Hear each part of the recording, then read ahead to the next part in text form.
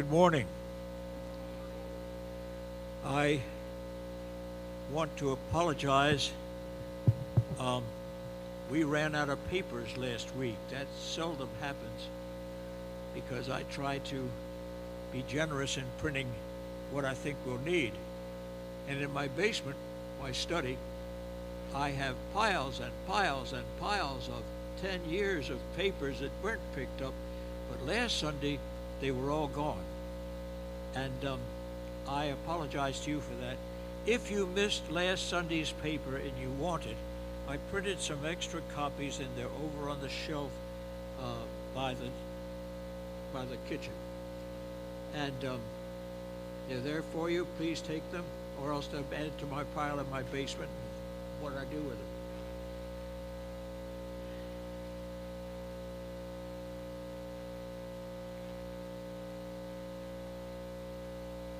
To follow up on a story, they aren't stored on the steps. That's not why I fell on the 3rd of June. Also, just a few of you know,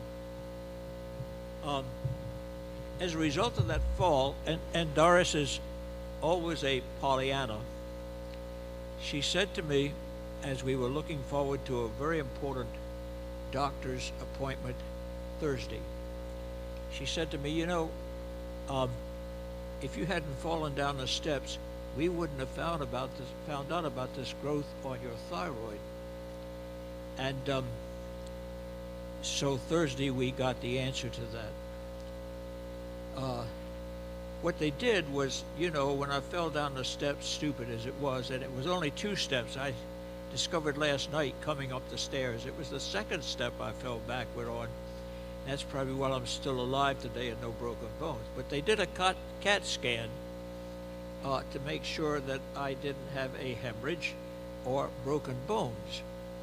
And about 2 weeks later, they called me and told me all the other stuff they found, one of which was a growth on the thyroid. So I saw the ENT specialist on Thursday, and I will tell you that it was a very good appointment. As he's doing his own ultrasound of this thing, he's talking down here and running the probe, and he's mumbling, talking to me, but sort of mumbling, saying, I don't really see anything here that concerns me. And then he said, see you in 6 months, and we'll just watch it. So I consider that exceedingly good news. Because I am a devout coward when it comes to medical things. I must confess that. As there are only a few things I'm really devout in, but that's one of them.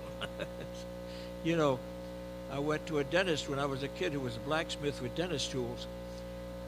And that was a experience until I got married and went to another dentist. I don't mind it so much now. In fact, I don't say I enjoy it, but it certainly isn't bad. Anyhow, I just wanted to share that with you. A couple people know it, but I haven't said a lot about it. So that's what I know. Last night, in the printing of this paper, it decided not to print the page numbers on the last 2 pages. I read through all the WordPerfect codes, which I can bring up and read, over a period of about 2 hours, reading over again and again and again, until I finally found that code, and you have numbers on your pages now. But there are some Saturday nights. That's why the people at home got it at 9 o'clock last night instead of 4 or 5, which is what I aim for. Anyway, that's to get things in order. The Lord be with you. Then let's pray. Father God, we give you thanks for just the opportunity of this brief conversation with you. We ask you to be with our class, faithful and interested and enthused, and otherwise sometimes. But all of us together, Lord, seek to know your will and your way and your word. So be with the one who seeks to lecture this morning or to teach or whatever it's called, and with those who hear, that the Spirit may enable us both to, in your grace, serve your kingdom. Father, be with the world. It's a troubled place. Be with our politics. They're immensely troubled. Bring us peace, Father. Bring us healing. All these things we ask in Jesus' name. Amen. Well, this is supposed to be about the Essenes, and the very first thing you hit is an excursus, the Second Temple period. How many here have any idea what the Second Temple period is? Well, I guess we need to talk about it then. I can't remember in the, how many years have I been here doing this? 12 or 13? I can't remember ever talking about the Second Temple period. But it's very important to understanding what's happening in the years 130 BCE up to about 130 CE in the Jewish community and in the Christian community, because understand, the Christians in the early days heard themselves as part of the Jewish community. So in this time, the Essenes begin to be an issue. Not a bad issue, but an interesting one now that we find the Dead Sea Scrolls, and we're saying, who in heaven's name are these people? And they're a weird crowd. But there were several weird crowds, and we're going to talk about that today. Several weird crowds in this period, 130 BCE to 130 CE. And so we're talking here about a span of 300 years, round figures. But the Second Temple period walks us in to the issue of the Essenes. So I thought we'd do a little excursus and talk about that. Remember King Solomon? David wanted to build the temple, but he didn't get it done. God punished him and pushed it off to Solomon. David kind of hired the architects and secured the building materials and did everything, but he wasn't allowed to start the temple. But Solomon did. And there's really some disagreement among scholars about when Solomon started that temple. It's either the 10th century, remember we're counting backwards now down to 0. It's either the 10th century or the 9th century that Solomon begins it. Well, that tells us when he dedicated the temple. But we can't know that exactly, so let's guess something in the 800s and something in the 9th century is what we'll go with here, our thinking. It doesn't matter a whole lot. It just means that the Temple of Solomon served the Jewish people for 400 years. Okay, give or take a couple, one side or the other. That Solomon's temple served 400 years. It was destroyed in the 6th century, 587. Remember, we're counting backwards now. 587, the Babylonians destroyed Solomon's temple. And so if we take from 400 to 5, it's about 400 years that it served. And if you want to get a feeling for that, our nation isn't 400 years old. If we start at 1776, is that a good day to start counting? 1776, 1876, 1976. So we're 250 years old, give or take a couple of. Solomon's temple lasted 400 years. That's a long time.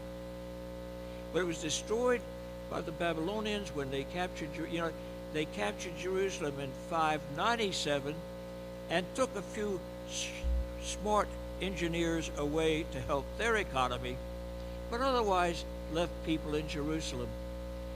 And they made a treaty with Jerusalem. Treaty meaning tax, T-A-X, treaty. That's how you spell it.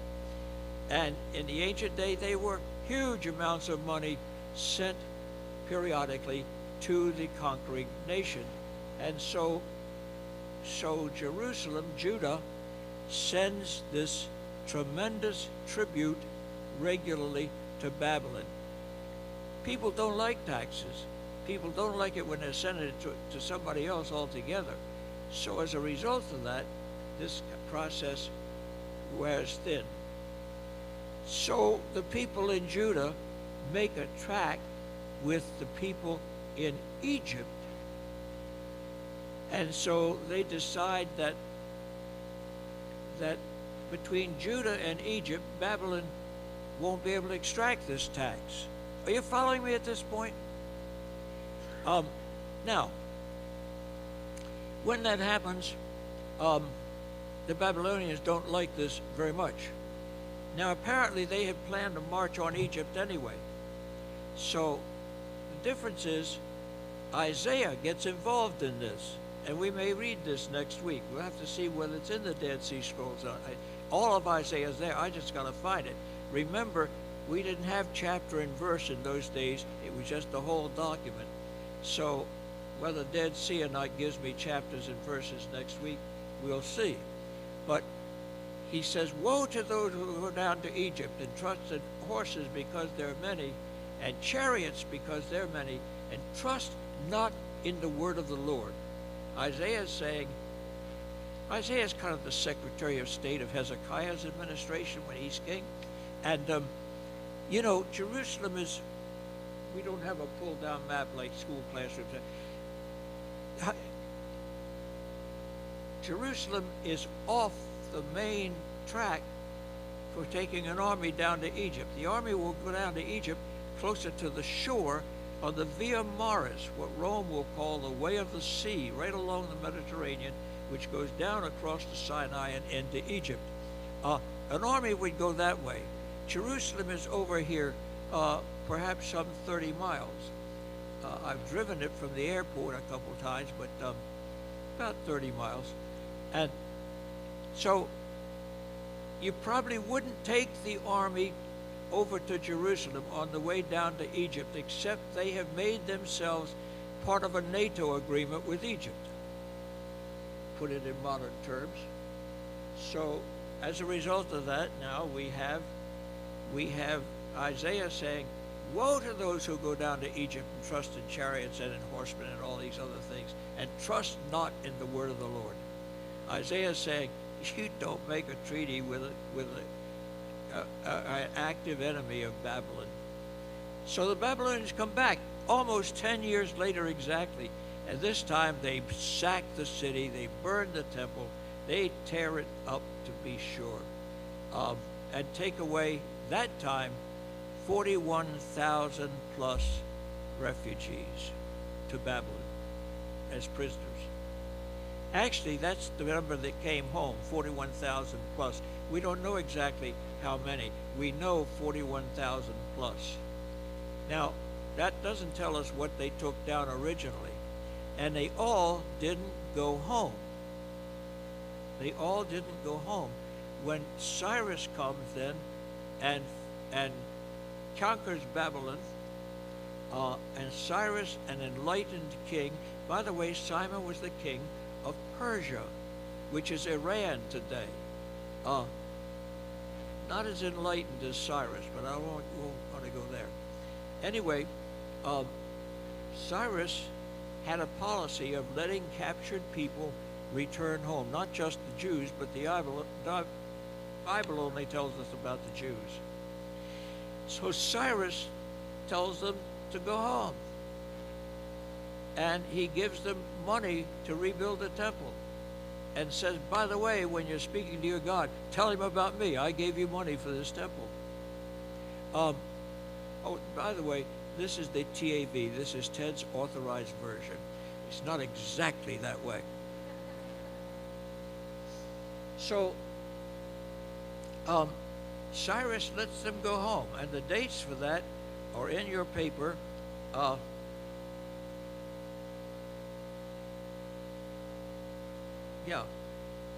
539, right at the bottom of page 1, paragraph up from the bottom one paragraph, you will see 531 until 332, and that's another issue. 539 is when the exiles started going home. They were taken into captivity in 586.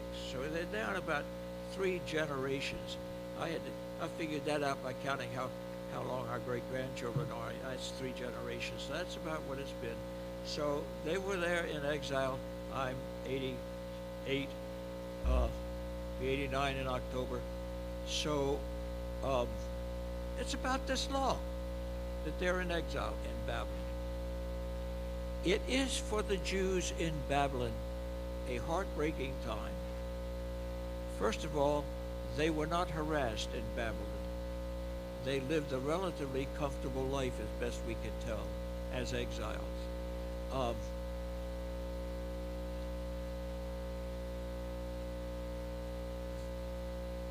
When Cyrus said, "You can go home," not everybody wanted to go home. I'll tell you why. It's 40 days walking over rough terrain. Greyhound bus hadn't been invented yet. There was no easy way to go home. There was no flight with El Al.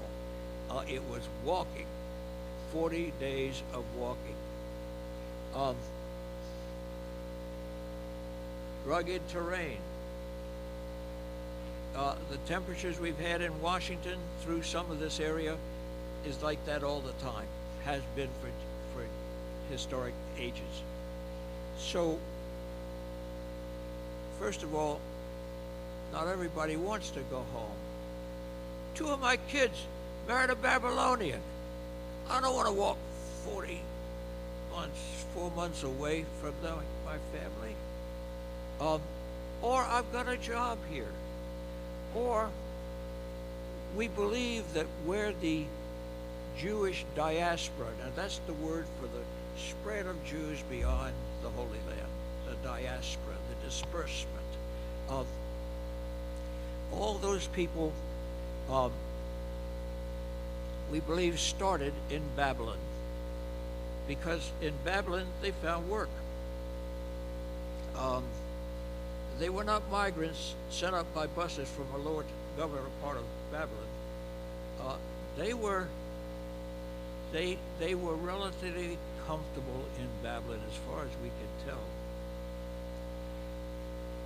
So between the trip and between having been integrated to some degree into that culture and that nation, there were those that 40, 80 years later, if they were still alive, just didn't want to go home.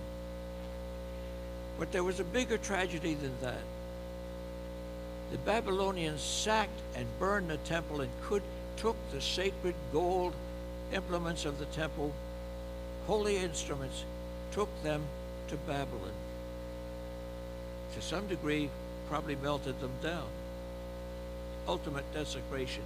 You tell me what good a God is who can't take of his own damn house. If God can't take care of his own house, should I be worshiping this God? In other words, when you're in Babylon, that many miles away, the questions about your faith are challenged. Am I making any sense at all? So that there's some atrophy of religious enthusiasm, to say the least. Yahweh, whose name is never spoken, by the way, Yahweh. Do we really trust this God to take care of us or not? He can't take care of his own house. In the ancient world, you had so many gods and so many temples. But our God can't take care of his own. It's in ashes in Jerusalem. Oh, and by the way, it was limestone, and people say, you can't burn limestone. Yeah, you just got to get it hot enough and get the fire started. It burns gloriously. And it has twice, once for the Babylonians, and then later for the Romans when it was burned again. But this is all part of what we call the Second Temple period. And it's the grief that the Israelites, the Judeans, are enduring in this period of time. It's not a grief of torture. Well, when you lose your God, I guess that qualifies as torture. So, not everybody went home. Not everybody lost their faith either. And then, just like in this generation, I put my cane against the wall, just like in this generation, there were some who were faithful and would have wanted more than anything in the world to be back in Jerusalem, but just couldn't go. So they stayed. This is an intensely grievous time and experience for these exiles and for these returnees. So much so that their brains aren't working. You know, when they went back, back to the Holy Land, the Samaritans, remember the Samaritans who were always a problem in Jesus' day? The Samaritans wanted to help rebuild the temple, a chance to end the split between the north and the south, because the Samaritans were the northern kingdom remnant, and they offered to build the southern temple. And the exiles, having been, as they saw it, through hell and back, said no. That split explains the enmity between Jews and Samaritans in Jesus' day. And the New Testament tells us all about it. A Jew wouldn't travel through Samaria. The Samaritan woman at the well challenges Jesus and said, "What are you doing here?" And then he talks to her for a while, tells her she's had several husbands, and she goes home and says, I just met a man who's a prophet because he told me about my life. But that Samaritan-Jew fight in the first century during Jesus' time started here in the Second Temple period. Why is it called the Second Temple period? Because the Israelites who went home built the temple. They didn't do it first. And I'll explain why. You would think that it was because they were mad with God. No, that was not the case. Does anybody remember recent stories about Holocaust returnees going back to their home and finding it had been sold to somebody else by the Nazis? Well, after 80 years, guess what? Somebody's living in my house back there in Jerusalem, too. So I've got to fight to get my house back. I've got to fight to get my land back. I've got to fight to put the house up again because much of Jerusalem burned. So you build a house first, and that takes a while. And the temple remains in ashes over on the mountaintop. It's called the Temple Mount. So this is a tough time, even when it's going well. Now, in the meantime, Cyrus not only gives them money, he establishes Judah as a self-governing province of Syria. In other words, it's Syria, it's Persia, but it's self-governing by the Jews. Cyrus has sets that up, and if you look at the bottom of page 1, I'm not getting very far, am I? If you look again at the bottom of page 1, you see 539, which was the time of the exile, return, and 332. 332 was the time Alexander the Great arrived, and I'll get to that in a minute.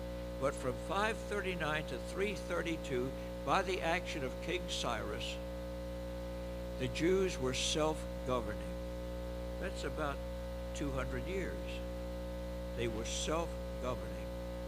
So they were building, wresting back property that had been taken in the 80 years they were gone. Doing that, building wall around the city again, and Nehemiah writes, and they finished the wall because they had a mind to work. Well, thank God for that. At any rate, there's all these things to be done. So the temple wasn't the first thing they did. The wall was, the houses were the first and second things they did. You have to have defense in those days.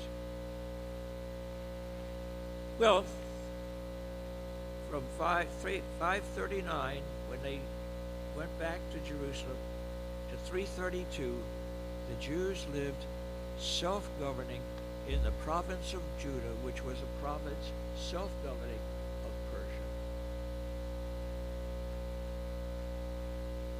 That's 200 years. That's almost as long as we've lived as a nation. However, then comes a name called Alexander the Great. How many have ever heard of Alexander the Great? Everyone in the room knows about Alexander. He was relatively enlightened too, but he was a general who was much ahead on conquering the whole Middle East.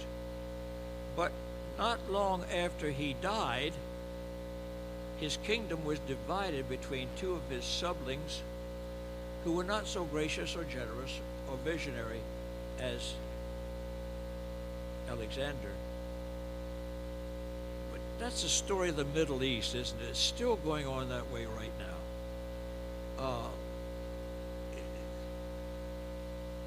Well, anyway, I love it over there, and have been there 30-some times. And I walk down the street, and I sit in the shops, and I just enjoy the people.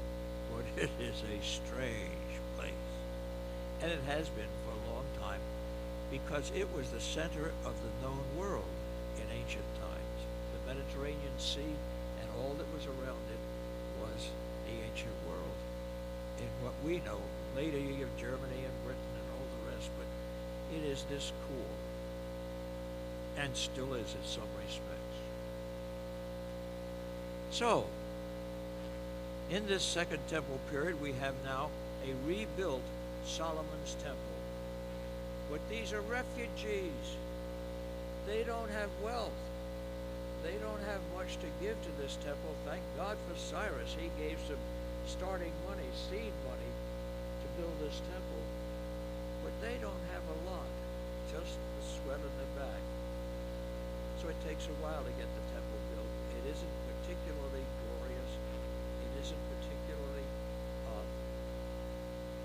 Solomonic in all of Solomon's glory and all of his wealth, the richest man in the world in those days.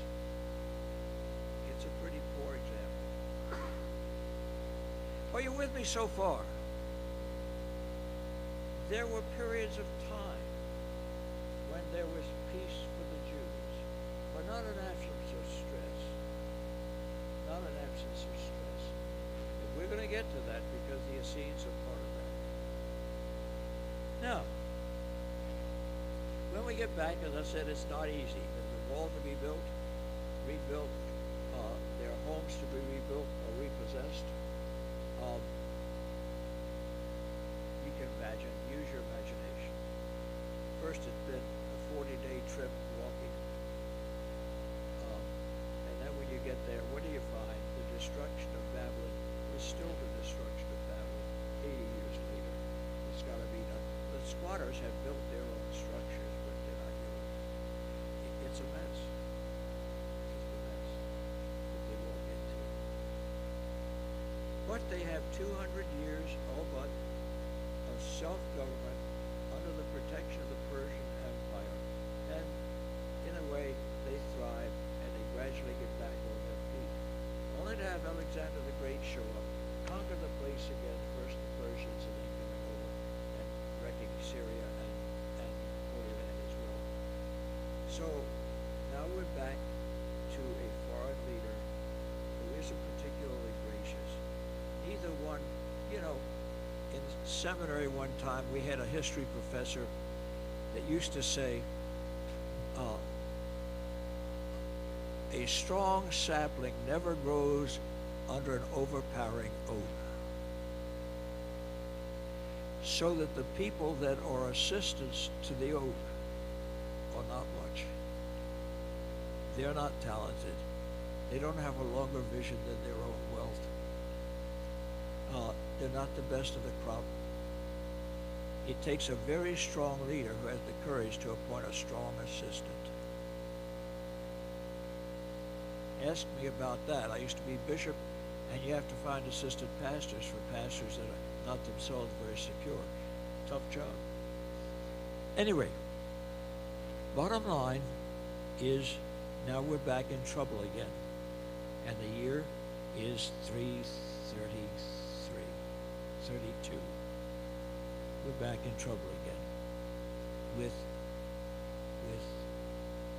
foreign leaders now occupying and governing the land that God promised as the promised land. An intolerable thought to a very conservative Jew. Other questions? Well, then we finally come to Rome arriving, and that will be in the middle of the 1st century BC, 67, I think, and it's in your paper. Rome will arrive, and they will first not toy with much. They'll just put their army there and otherwise be inconspicuous. But about 20 years before the birth of Christ, maybe 25 years before the birth of Christ, they appoint a man by the name of Herod, who will take the title Herod the Great and become the Roman-appointed puppet king of Judah. Now Herod knows he's not popular because he was appointed by not the people of Judah, but by Julius Caesar in Rome. And so he's a foreigner. It's an occupied land again, and here we go. Once again, it's not an easy thing to maintain the sense of faithfulness to a God who can't seem to keep this thing straight. So it flags. It flags. What happens when it flags? You get all kinds of political parties that grow up to save it. And in that saving process, you develop the competition. Each one has a program. They're not just, there's 4 of them. There's 4 of these parties that develop at about 130 BCE, before the time of Christ. And they have different programs. It's sort of like having a Democrats and Republicans, only you got 4 of them. You can't get them a majority with any of them. And the end result is that we have 4 different theories of how to save this mess. The first ones are the Pharisees. Now, the New Testament tells us about the scribes and the Pharisees and the Sadducees. Well, the scribes aren't exactly a political party. Not everybody read and wrote. They were the notary publics of that period. But the Pharisees were ultra-conservative Jews. They wanted to rigidly follow the Torah, the Pentateuch, the 5 books, Genesis, Exodus, Leviticus, Numbers, and Deuteronomy. They wanted to follow the 5 books of Moses. They wanted to follow the law of Moses. Now remember, a few sessions back on another topic, we talked about this same crowd, and then we talked about the Sadducees as being the ones who wrote the little laws to protect the big laws. They wrote the fences around the big laws, so if you followed, for example, remember the Sabbath day to keep it holy. Can't work on the Sabbath day. I'll forget to tell you later. This is the truth. The Essenes actually had a group within the Essenes that kept the Sabbath so rigidly that they wouldn't defecate on the Sabbath. That's the truth. That's how conservative they were, but we'll get to them in a while. The Pharisees believed that the problem is we haven't been faithful to our side of the covenant. Remember, a covenant was a mutual agreement between two sides, and they were very picturesque. And what can I say? Otherwise, well, you know, they would take a heifer and cut the heifer in half, and make a subjected people walk through the two halves, and say when they got to the other side, "If you do what we tell you, all will be fine. If you don't, it'll be like that calf on the ground." They were graphic. They were called covenants. Okay, we have a covenant with Yahweh. He says, you know, with the Ten Commandments, God's saying, you know, you're my people. I've created you. You're mine. I brought you up out of the land of Egypt. You're mine. And we're not going to do it like the other nations do it. This is the way we're going to do it. And you have 10 commandments about how we treat one another. 3 about how we live with God, and the rest about how we live with each other, making 10. That's the way the ancient world worked. The trouble with the Judites after the first visit of Babylon was that they didn't mind the covenant. So 10 years later, they found out about the cow being cut in half. They didn't do it at that time. They just burned Jerusalem down. That's, you know, all the same. That's the way it was. So at any rate, when we come into this time now when we've got the division of Alexander the Great's kingdom, there's kind of a feeling among the Jews that we've got to get this thing together.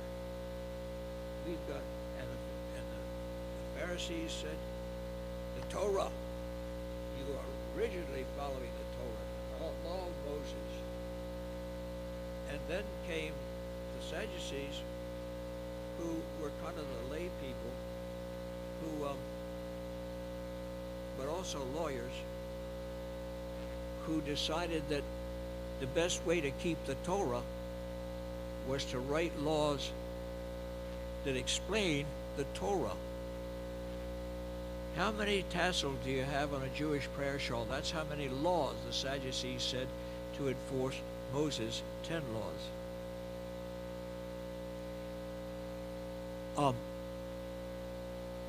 And you know, you in your prayer situation, we watched in Paris, we watched a group of Jews flying back to the Holy Land make the tent with the prayer shawl and begin to count the tassels and have a prayer for each other, for each of the laws. Well, you know, remember the Sabbath day to keep it holy. That's what the law says. But what does it mean to remember it? It means to keep it. What does it mean to keep it? What kind of, well, can you go anywhere on the Sabbath? How many steps can you take? Well, the New Testament talks about making a Sabbath day's journey. That's a Sadducee law.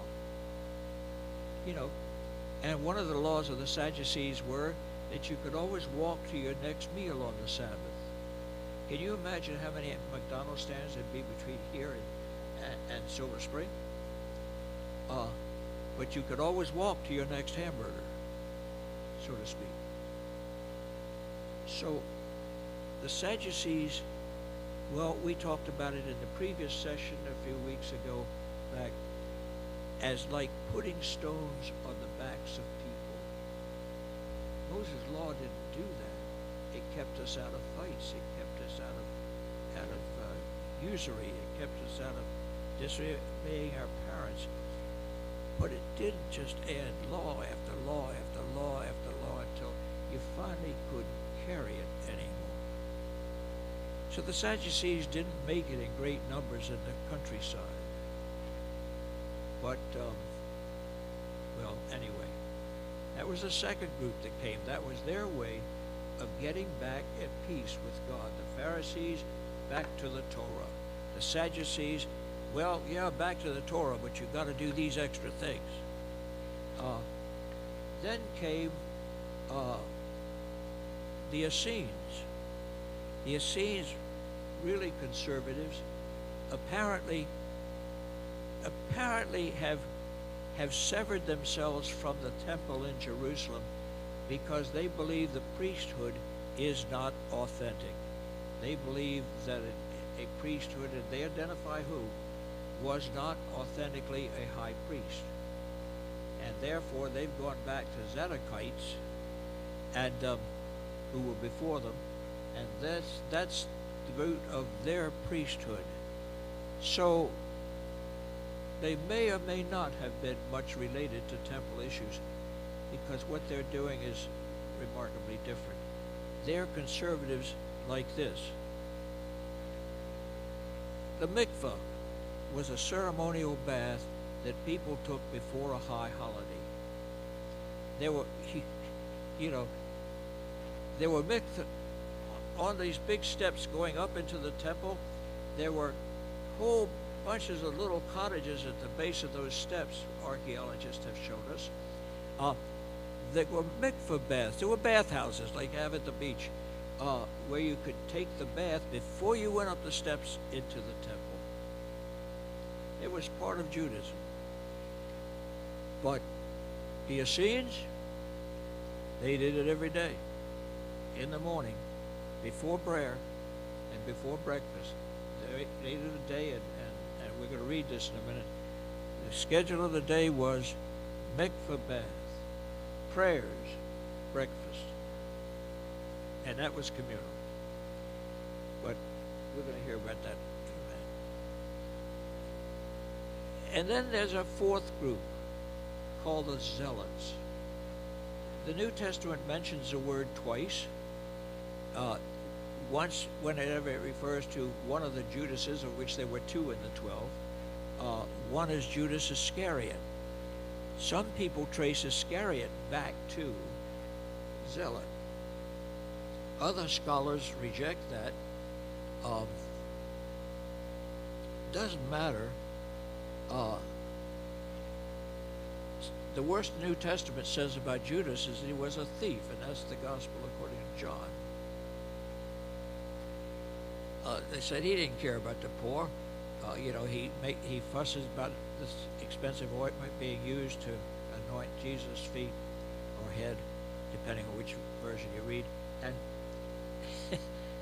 And Judas says that shouldn't have been done. That money could have been saved and used for the poor. And John says editorially, Judas didn't care about the poor. He was a thief, and he took money out of the money bag all the time. That's also the TAV. So we don't know a lot about the Zealots from the Bible, except we know they exist. And there's one other story that makes you wonder. There was also a subgroup of the Zealots called the Sicarii. They were the real terrorists. But the Zealots were in favor of anybody who overthrow any other body that's ruling Rome other than Jews. So Rome is the candidate right now for overthrow. The good argument made that Judas was a zealot, that he firmly believed Jesus was the Messiah, and that he believed if he put Jesus in a place where his mission would be frustrated, he would use his power, and Rome would be gone. In fact, Jesus says as much to Pilate when he says, "Don't you know that I could call a legion of angels and dismiss with a whole crowd of you bums?" Again, the TAV. Now, so we know this is going on, and we know the Zealots are part of it. They're the fourth of the groups that developed around 130 BCE and go until the destruction of Jerusalem and then gradually disappear. The Sicarii actually carried swords under their robes, and there were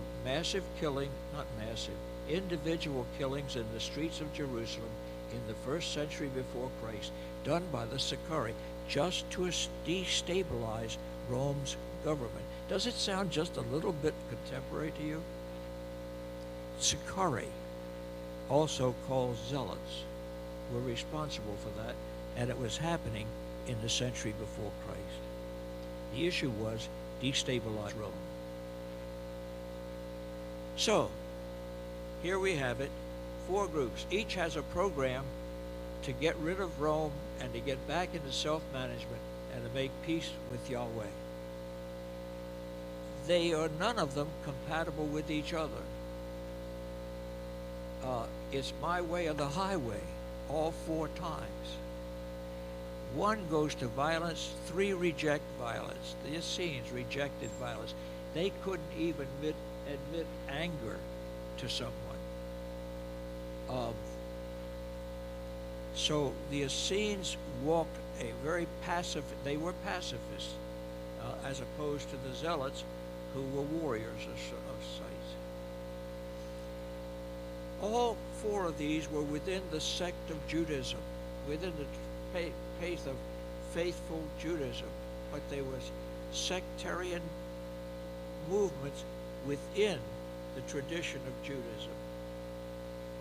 And they came from the frustration of what we call the Second Temple period. Now, when is the I told you when it began. It began with the return of the exiles from Babylon. When did it end? It ended in 70 A.D. when the Jewish people, 67 to 70 A.D. to really be precise about it, when the Jews initiated war against Rome. The Zealots had their day. Now, we've talked about Rome. You know, we didn't have the massive 6-engine airplanes that could lift a horde of people at one time and move an army in a couple days. They had to walk too. So they had what we said, the retired officers living in cities all over the empire. That would reorganize the fighting force, but it still took time. 67, they started the war. In 70, after having besieged Jerusalem for a year with no lessening of the people's resistance, then they attacked the city and they burned it.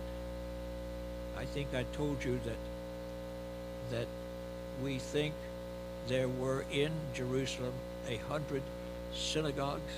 By the way, the synagogues come as a result of diaspora. When in fact there was no temple anymore and you couldn't get to it anyway, you had to have schoolhouses to teach the faith in exile.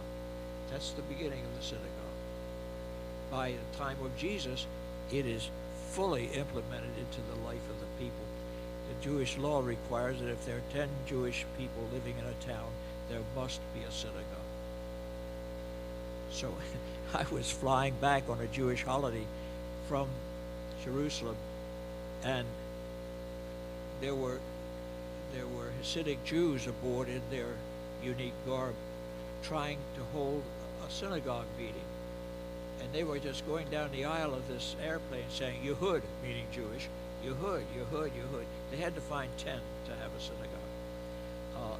And flying back to New York, they wanted to have a synagogue prayer meeting.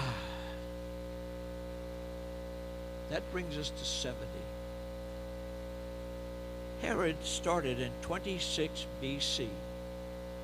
Herod starts the building of a new temple to replace the exiles' temple, which was not exactly glorious. So Herod has a Jewish mother, and you know, in Jewish tradition, Judaism passes through the mother, not the father. You never know who the father is, but you know who the mother is. So Judaism passes through the mother. So Herod was legitimately Jewish.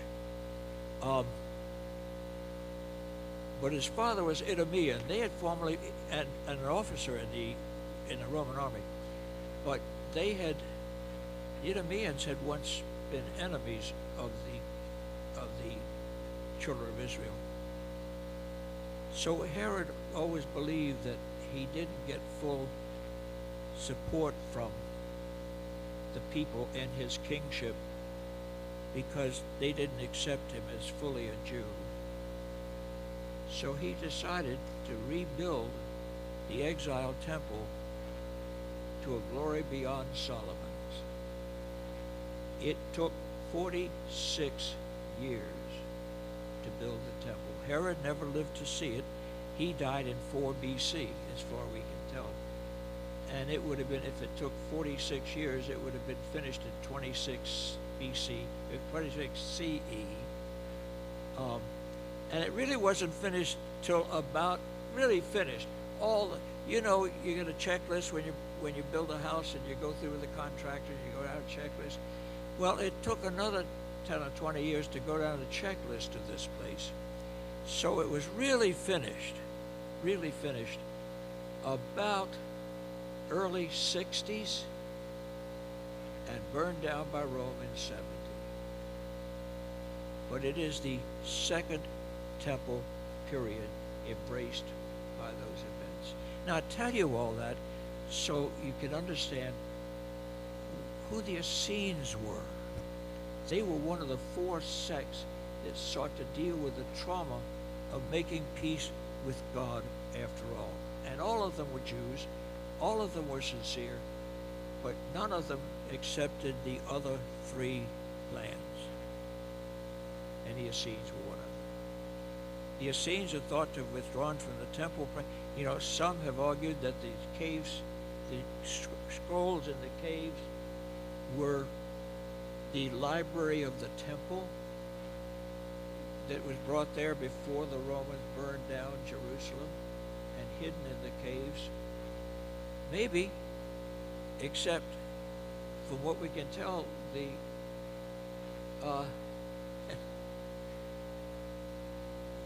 Essenes didn't do much about keeping temple rules.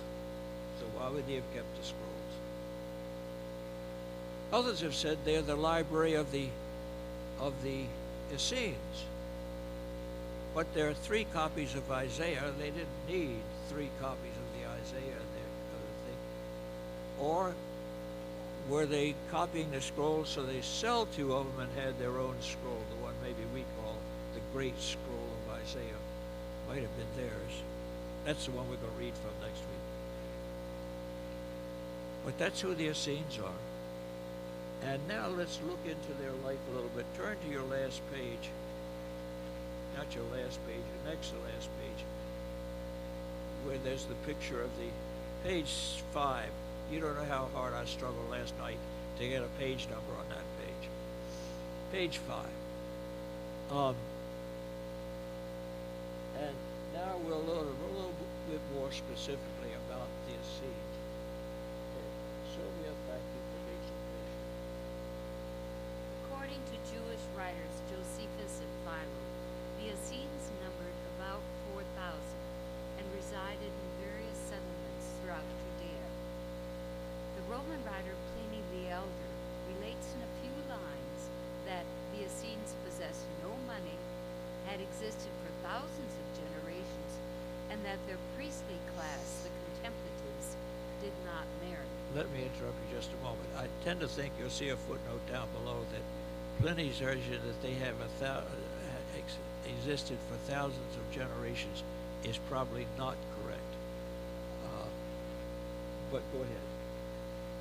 Josephus gave a detailed account of the Essenes in the Jewish War, with a shorter description in Antiquities of the Jews and the life of Flavius Josephus. These were in 73 CE, 94, and 97. Claiming first-hand knowledge, he relates the same information concerning piety, celibacy, the absence of personal property and of money, the belief in communality, and the commitment to a strict observance of Sabbath. He further adds that the Essenes ritually immersed in water every morning, a practice similar to the use of the mikveh for daily immersion found among some temporary Hasidim. They ate together after prayer, devoted themselves to charity and benevolence, forbade the expression of anger, studied the books of the elders, preserved secrets, and were very mindful of the names of the angels kept in their sacred writings. That's an overview from a contemporary named Josephus. Let me tell you just a word about Josephus, and you might even get away out 2 minutes early. Flavius Josephus was born a Jew in Jerusalem of a conservative, by the way, Jewish family. He was appointed the general of the army for the territory of the Galilee in the 70 War. They were routed brutally by the Romans. He then seemed to turn himself into an interpreter for the Romans. And from then on, he tells us the rest of the stories. He's Jewish, but he doesn't appear much in Jewish literature for a while because he's the Benedict Arnold of Israel. And so the Jews have no time for him. The Christians loved him. When they invented the printing press, after the Bible, the second most printed book was the books of Josephus, because Josephus gives us these very type of insights into what the heck was going on in the time of Jesus. So Josephus became a Christian hero and remains so to this day. Just to finish his life, he was married 3 or 4 times. They actually had about 10 children across the wives. The word Flavius should sound familiar from other histories, particularly Roman. 2 of the Roman emperors, Titus and his son, were both members of the Flavius family in Rome. And they pardoned Josephus, and he took their name. And then they adopted Josephus, and he died as a Roman citizen and a recognized son of an emperor. You see why early Jews called him Benedict Arnold. Well, they didn't know about Benedict Arnold. Well, questions? I talked about a lot of other people before I got to the Essenes, and I'm sorry about that. But we needed to know where these things came from. Yes? Can you speak up a little bit? I'm having...